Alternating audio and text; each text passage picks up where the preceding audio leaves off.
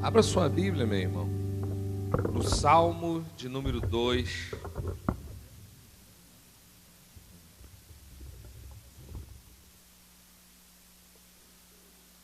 Eu só vou ler, irmãos, a primeira frase desse versículo.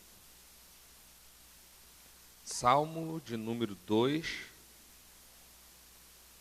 primeira frase do versículo 11.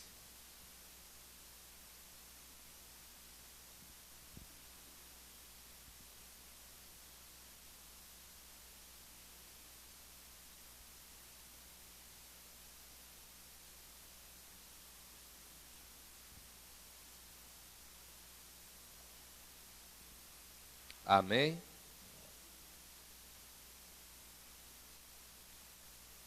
A palavra do Senhor diz assim: servi ao Senhor com temor.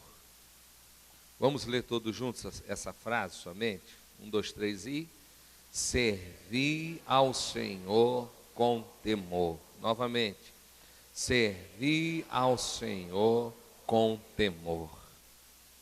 Pai querido, lemos a Tua palavra, abrimos o nosso coração. Se há algum bloqueio, alguma barreira, que caia por terra em nome de Jesus. Que a nossa mente, Deus, esteja aberta para o fluir da Tua palavra, que ela alcance o nosso espírito. Em nome de Jesus, amém. Se há, meu irmão, um princípio que, se você for estudar,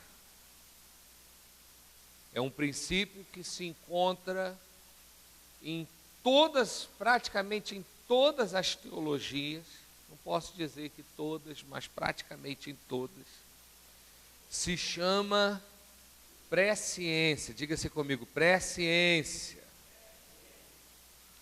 A presciência nada mais é do que aquele que, antes mesmo de ouvir é forte, né, irmão? De haver a ciência, ele já a possui. Resumindo, é aquele que sabe todas as coisas, amém? Então diga assim: o princípio de que Deus conhece todas as coisas. Se a gente, meu irmão, foge desse princípio, olha que muita gente já tentou, foge do princípio de que Deus é conhecedor de todas as coisas, na verdade nós limitaríamos Deus a um tempo. Ou seja, se Deus não sabe todas as coisas, logo Ele mesmo está aprisionado a um tempo. Nós cremos que o nosso Deus é um Deus atemporal, amém? Tenho falado muito isso no discipulado. O nosso Deus está acima do tempo. Há quem pergunte: para Deus existe passado, presente, futuro? Para Deus não existe tempo, aleluia. Ou seja, Ele está acima do passado, do presente e do futuro. Ou seja, Ele é presciente de todas as coisas, aleluia. Outra coisa, meu irmão, outro princípio, vou nem chamar de teologia, outro princípio, que a gente não tem como fugir, é que o nosso Deus vê todas as coisas. Quantos creem que Deus vê tudo ao mesmo tempo? Da glória a Deus, aleluia. Não sei como Ele faz, mas Ele faz. Esses dias, meu irmão, eu estava pensando, falar: Senhor, como o Senhor vê tudo ao mesmo tempo? E eu cheguei a perguntar: Senhor, o Senhor vê tudo ao mesmo tempo, da mesma maneira, não é? E se a gente parar para tentar entender, a gente fica louco. Porque não entra na nossa cabeça a possibilidade de alguém que vê tudo atemporal. Aquele que vê todas as coisas, os mínimos detalhes. Ou seja, nós cremos num Deus que está acima do tempo, que sabe o que vai acontecer. Nós cremos num Deus que vê todas as coisas, aleluia. e é como nós cantamos, nós cremos em um Deus grande. E não há nada mais que gere um genuíno temor do que termos pelo menos a noção da grandeza de Deus. Eu posso, meu irmão, passar a manhã inteira contando histórias, contando testemunhos do que Deus fez, como eu disse, estava lendo Jeremias capítulo 6, quando Deus pesa a mão por causa da idolatria. Eu poderia contar, meu irmão, muitos casos, entretanto, se você não tiver, pelo menos, meu irmão, a noção, a intuição do seu espírito, não te ensinar acerca da grandeza de Deus, você não vai conseguir viver uma vida de temor. A verdade é, irmãos, que o pecado está encroado no nosso meio, a idolatria está encroada no nosso meio, porque não temos tido temor diante da grandeza de Deus. A verdade é que no decorrer da história, Deus diminuiu. E a gente sabe que Ele é o mesmo ontem, hoje e sempre. Você crê nisso? Dá um glória a Deus aí. Só, meu irmão, que na cosmovisão do povo, da nossa contemporaneidade, Deus foi diminuindo. O Deus, meu irmão, que não era mais adorado em monte, mas era adorado em espírito e em verdade, voltou a estar presente em lugares. O Deus que não precisa de coisas, diga comigo, coisas, voltou a habitar em objetos. Não sei quantos de vocês ouviram o áudiozinho do pastor Valadão nessa semana, que nada mais ele fez, ele sintetizou tudo que o Espírito Santo tem falado para a vida da igreja. E o que eu mais gostei daquele áudiozinho é que ele não falou que teve revelação, ele não falou que teve um sonho e viu um anjo, e o anjo disse para ele aquelas coisas. Ele não disse que estava num culto e de repente no reteté uma profetisa levantou. Meu irmão, para constatar o que a igreja tem vivido, não precisa de nada disso. É só abrir os olhos. Eu abro um adendo aqui, irmãos. Palavra assim de exortação. Cuidado com o que você compartilha. Já tem algum homem com voz pentecostal dizendo que é pastor disso, pastor daquilo. Você compartilha, você não sabe nem se ele é casado, se ele tem filho, não sabe da vida dele, não sabe de nada e compartilha. Só compartilha porque ele disse que alguém em algum culto se levantou e disse alguma coisa. Meu irmão, toma tenência em nome de Jesus. Você está compartilhando palavras proféticas, você não conhece nem a vida do profeta. Você não sabe nem se é profeta. E hoje, meu irmão, falta temor para falar em nome de Deus. Eu me lembro, irmãos, que antigamente, para você dizer que Deus falou algo com você, meu irmão, era muito grande. Eu fui criado numa igreja extremamente tradicional, mas, meu irmão, o cuidado que eles tinham de dizer assim, Deus falou comigo, Deus me deu um sonho, Deus me deu uma visão, meu irmão, era algo raríssimo. O que eu estou tentando te dizer é o seguinte, hoje a gente perdeu o temor. Hoje qualquer um diz que Deus falou, que Deus revelou, que Deus deu sonho, que Deus disse isso, que Deus deu aquilo. E usamos, meu irmão, o nome de Deus muitas vezes para argumentar ou respaldar alguma palavra da nossa alma. Diga assim para o seu irmão, você usar o nome de Deus é coisa séria, irmão, diga para ele aí. É coisa muito séria, irmão. Então, quando você ouvir nesses áudios da vida, nesses YouTube da vida, Eis que te digo, meu irmão, tema e trema antes de você acreditar nisso, em nome de Jesus. Você está ouvindo, amém? Então falta temor no nosso meio, porque esquecemos que Deus é grande. Esquecemos, meu irmão, a grandeza de Deus e o tornamos homem. Meu irmão, Deus se fez homem, mas hoje Ele não é mais homem, aleluia. Ele morreu, ressuscitou e recebeu um corpo incorruptível e está na glória do Pai. O nosso Deus não é mais homem, Ele é grande.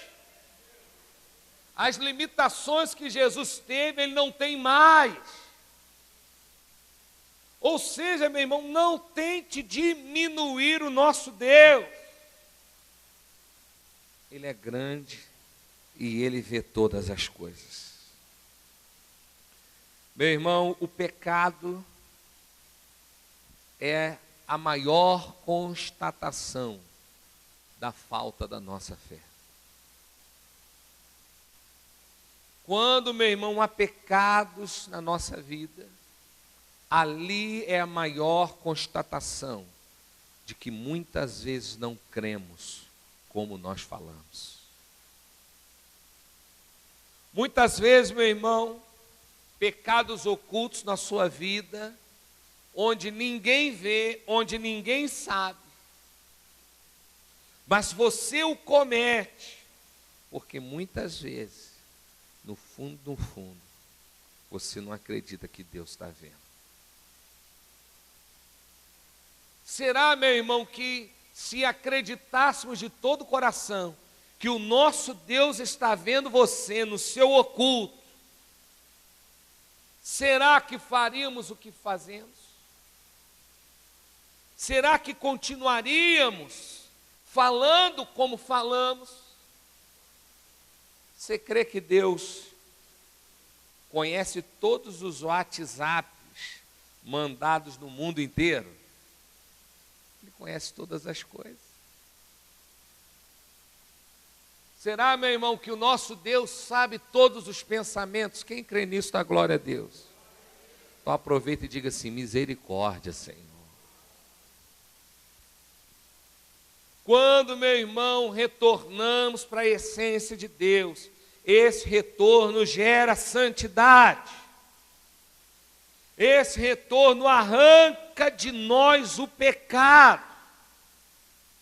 Arranca de nós o que nos separa da presença de Deus. Abra sua Bíblia, lá em Êxodo.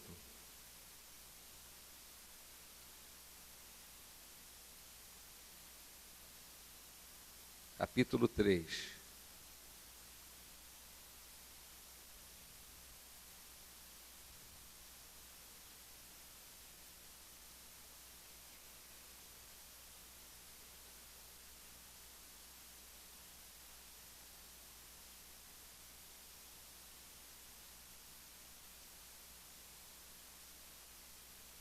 A gente vai ler só o 4 e o 5 do capítulo 3. Vendo o Senhor que ele se voltava para ver, Deus, no meio da sarça, o chamou e disse: Moisés, Moisés. Ele respondeu: eis-me aqui. Deus continuou: não te chegues para cá, tire as sandálias dos teus pés, porque o lugar em que estás é terra santa. Amém? Versículo 6 também. Disse mais: eu sou o Deus de teu pai, o Deus de Abraão, o Deus de Isaque, o Deus de Jacó. Moisés escondeu o rosto, porque temeu olhar para Deus. Ou seja, quando nós estamos na presença de Deus, é gerado temor. Logo eu posso dizer que se você não está na presença de Deus, você está me ouvindo? Você não tem temor. Talvez, meu irmão, isso exemplifique muito o que está acontecendo no meio do povo. Nós não temos temor, não é por culpa da igreja, não é por culpa do pastor, não é por culpa do apóstolo, não é por culpa talvez nem mesmo da sua mulher, ou do seu esposo. Às vezes é você que está longe da presença de Deus. Não existe a possibilidade de estar na presença de Deus e não ter temor. É impossível você estar na presença de alguém tão grande. Você crê que Ele é grande? Aleluia! Como a gente cantou, quão grande é o meu Deus. É impossível você estar na presença de alguém tão grande e não temê-lo. É impossível você estar na presença de alguém tão grande que você não seja constrangido a querer tapar o seu rosto de vergonha diante da grandeza do grande eu sou. Será que você tem dito que está na presença? Você está, mas não tem tido temor? Sabe o que Deus manda te dizer? Para você entrar neste lugar de temor, neste lugar de santidade, qual foi a ordem para Moisés? Tire as sandálias. Eu já ouvi algumas encenações, já vi algumas mensagens, sobre esse texto. E o que me chama mais atenção nesse momento é que a sandália não foi tirada no lugar santo. Primeiro as sandálias foram tiradas e então ele pisou na terra santa. O que eu estou tentando te dizer é o seguinte: tem gente que espera primeiro estar para retirar. E você primeiro tem que retirar para estar.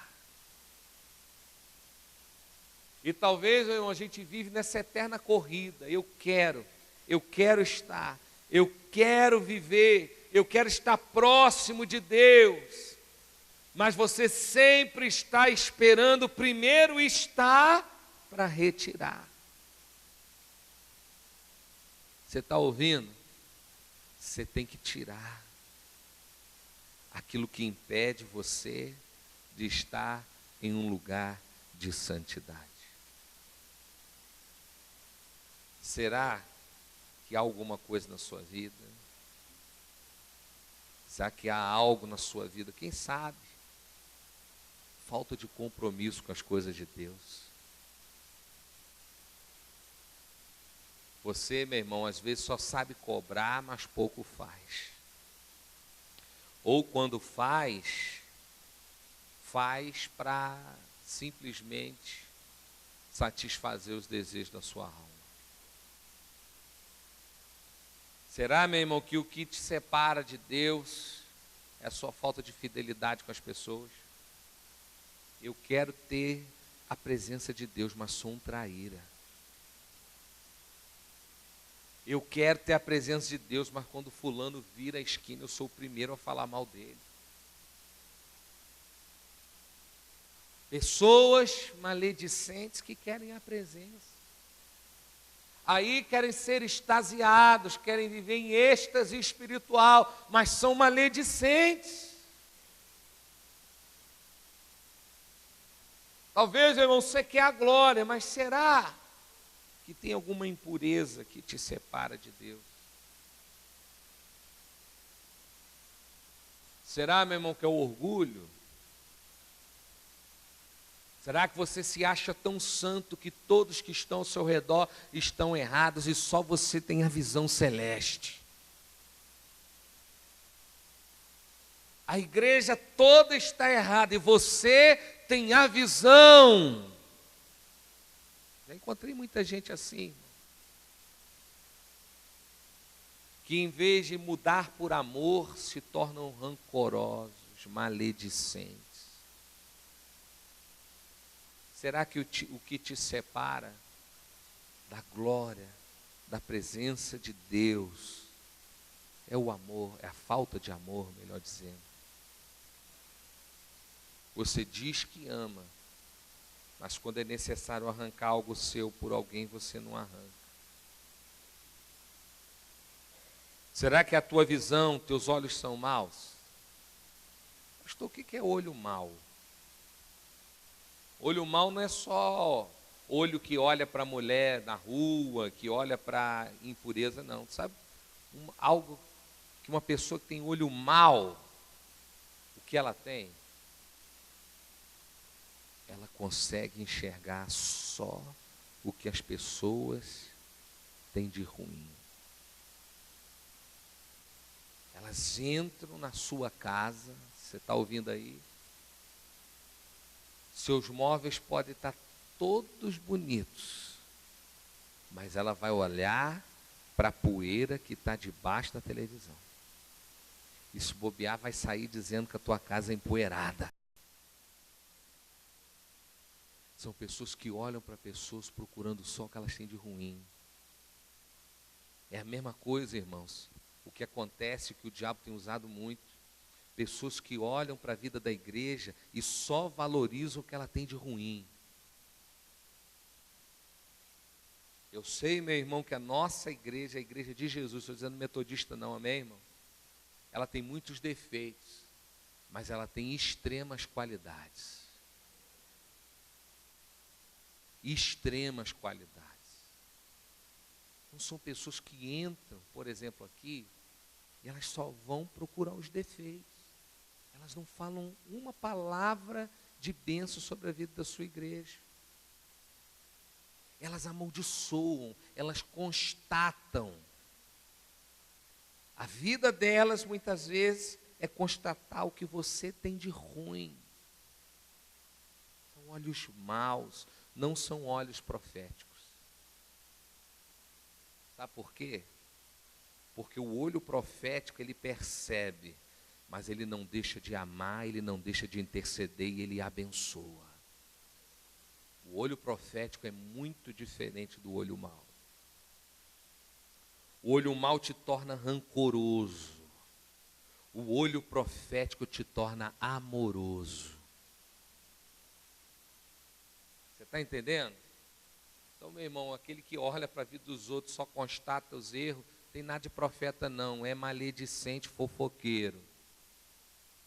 O profeta, quanto mais ele vê que a igreja, a pessoa precisa de ajuda, mais amoroso ele se torna.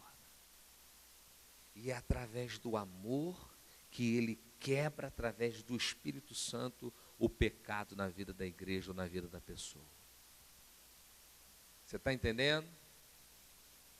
Você e eu não podemos seguir o modelo profético do Antigo Testamento,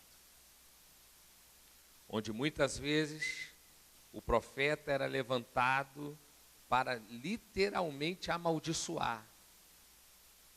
Hoje nós vivemos debaixo da graça de Deus. Quantos entendem isso? Dê um glória a Deus e um aleluia. Se eu, como profeta, eu peço justiça, eu estou pedindo condenação, porque nenhum de nós é digno pela justiça. E eu termino, meu irmão, dizendo, relembrando uma história que eu acho que eu já contei aqui. Assim que o Jorge Mário, e está bem atual, né? Nossa eleição está chegando. Jorge Mário foi eleito. Eu fui naquele culto de celebração pela sua eleição. Quem estava lá? Só Ludmila, não estava não? Lá no Pedrão. Ninguém foi. Perdeu nada não. Irmão, eu fui lá. Fernandinho cantando. Aí chegou aquele cântico, sede de justiça. Irmãos, quando eu vi aquela multidão, estava lotada, cantando justiça, sede de justiça. Meu irmão, começou a me dar um piso, irmão. Eu não estou falando depois do leite derramado, não. Falo com temor e tremor que Deus colocou ali no meu coração. Uma tristeza. Eu falei, Senhor, esse povo não sabe o que está cantando. É hora da gente clamar por misericórdia, irmão. É hora da gente clamar por graça. Porque se a gente clamar por justiça, vai vir peso de mão. Porque nós não somos merecedores. E não preciso contar o que aconteceu. Colocaram a esperança em um homem. Toda vez que uma nação coloca a sua esperança em um homem, ela quebra. Então, irmãos, eu tenho muito receio com o que está acontecendo com o Bolsonaro, por exemplo. Não tenho nada contra ele. Mas eu tenho um receio de pessoas que já estão começando a colocar ele como a solução do país. Que o Bolsonaro é isso, quando o Bolsonaro tiver, eu vou comprar minha escopeta. Quando o Bolsonaro, meu irmão, olha só, vou abrir meu coração para vocês. A questão da mídia é tão forte, o poder da repetição é tão forte, eu não vou entrar no mérito se é ou se não é, tá bom? Não vou entrar no mérito. Mas estou te falando o que aconteceu com a minha mente, eu estou contando aqui para você. É tão forte essa questão do armamento, que esses dias eu estava lá na internet e bateu uma curiosidade. Como tirar porte de armas? E eu fui lá ver, irmão. E daqui a pouco eu olhei, podia ter uma arma aqui. Isso eu falando comigo mesmo. Aí eu ia ter uma arma, eu ia botar a arma lá escondida, lá em cima, com a caixinha, com uma senha. Tudo isso passou na minha cabeça.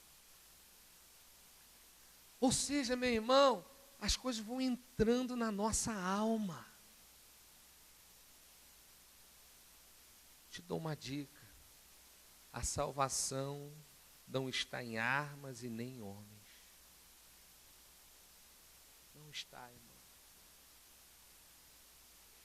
Então você cuidado nas eleições, né, que há de vir. Nossa eleição municipal, ora, irmão, em nome de Jesus, ora.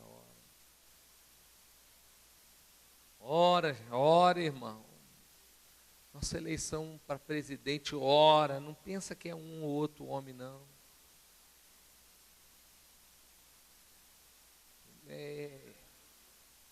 Vou anular voto. Também não sei se é esse caminho, não. Ora, irmão, pede para Deus levantar alguém. Se for o Bolsonaro, que seja. Se for outro, que seja. Mas que tudo que a gente faça debaixo de oração. Amém? Sabendo, não é o fato da gente dizer não é um homem, isso não é um fato também da gente correr da nossa responsabilidade civil, não, amém? É Deus então, pastor, então nem vou votar. Não é isso, irmão. Deus usa o homem, mas a solução não está no homem. Quando a gente entender que Deus pode usar um bom presidente, Deus pode usar um bom prefeito, mas quando a gente transfere para Ele essa posição, meu irmão, a gente atrai maldição. Você está entendendo? Que o Senhor, termina essa palavra, que o Senhor gere temor no meio da igreja. E esse temor só é gerado quando a gente está na presença dEle. Quando eu estou na presença da religião, a religião, o máximo que faz, ela me ilude. Quando Deus se torna a minha religião, eu sou enganado. Porque Deus não é religião. Termino, sugerindo, se você tem interesse sobre seitas e heresias, há um documentário no Netflix, se eu não me engano, chamado Wild Cult. Alguém já ouviu falar? Sentiu forte meu inglês, né? Will you cold.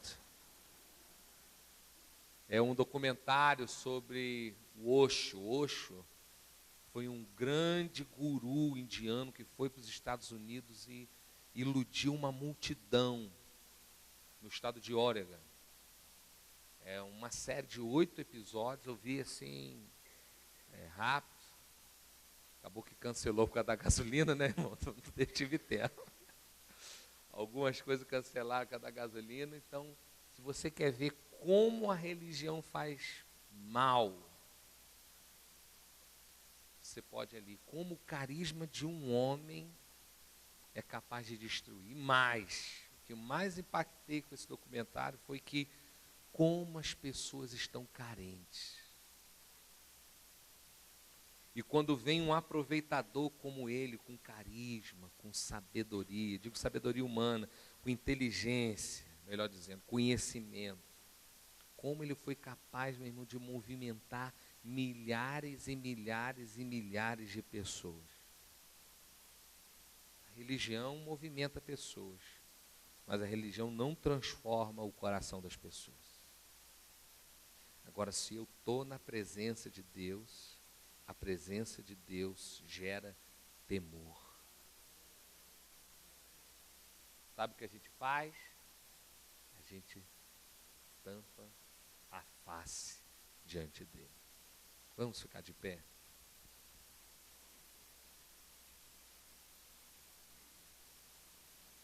Vamos orar mais uma vez, irmão.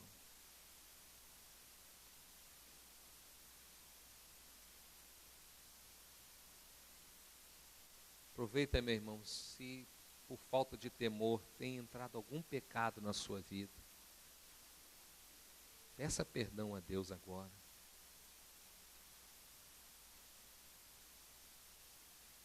Senhor, perdoa-nos, Jesus. Perdoa, Senhor Deus, se há algo na nossa vida que tem te entristecido. Se temos nos afastado da Tua glória, da Tua presença.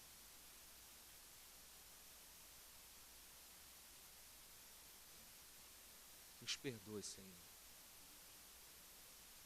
Te pedimos perdão como igreja de Jesus na nação brasileira. Pedimos perdão. E te clamamos, tenha misericórdia de nós. Filho de Davi, tenha misericórdia de mim. Tenha misericórdia. Em nenhum momento eu vejo um enfermo chegando para Jesus pedindo, me cure por justiça. Eu vejo eles clamando, me cure por misericórdia. Senhor, tenha misericórdia de nós. Tenha misericórdia da nossa vida, nossa nação. Tenha misericórdia do nosso país, Senhor. Tenha misericórdia dos nossos idosos. Tenha misericórdia das nossas crianças, Senhor. Tenha misericórdia dos doentes. Tenha misericórdia dos teus profetas, dos teus evangelistas, dos teus pastores, dos teus apóstolos, dos teus mestres.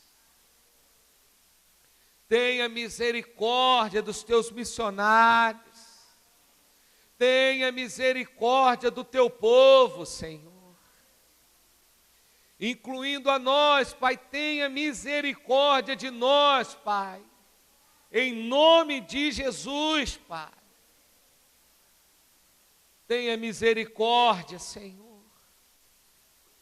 Tenha misericórdia das nações, Pai. Te clamamos, Senhor, tenha misericórdia das nações. Tenha misericórdia, Pai. Clamamos por misericórdia. E tememos e trememos diante do Deus Todo-Poderoso que é grande. Nos perdoe, Pai, quando te diminuímos na história, Pai. Cremos que Tu és grande, Tu és vivo e toda a autoridade está em Tuas mãos. Tu és o Deus que abençoa e apazigua a tempestade. Tenha misericórdia, Deus. Tudo está em Tuas mãos, Senhor. Diga assim comigo: Senhor Jesus, tenha misericórdia da nossa vida, da igreja, do Brasil, das nações. Misericórdia por esta terra, em nome de Jesus. Abrace essa pessoa que está do seu lado aí e diga assim, ó,